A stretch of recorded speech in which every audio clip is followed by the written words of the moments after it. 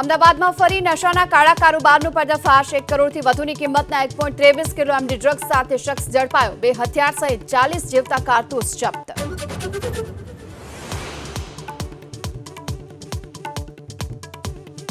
Hospital બાદ સુરતમાં bogus medical institute ચાલતી હોવાનો આરોપ। પૂણા પાટિયા પાસે સીતાડેલ કોમ્પ્લેક્સમાં જીવનદીપ મેડિકલ ઇન્સ્ટિટ્યૂટ હોવાનો એનસીયુઆઈનો દાવો। ખ્યાતિ હોસ્પિટલ ઓપરેશન કાંડમાં ડોક્ટર પ્રશાંત સિવાયના તમામ આરોપી પોલીસ પકડથી બહાર। હોસ્પિટલનો માલિક કાર્તિક પટેલ સહિતના આરોપીઓ ફરાર।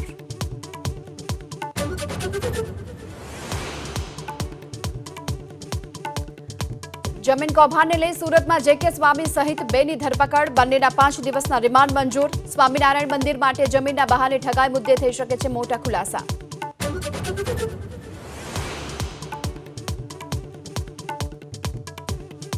પંચમહાલના નવેરિયામાં નર્મદા માઇનોર કેનાલ ઓવરફ્લો થઈ ખેતરોમાં પાણી ભરાતા ખેડૂતોની હાલત કફોડી।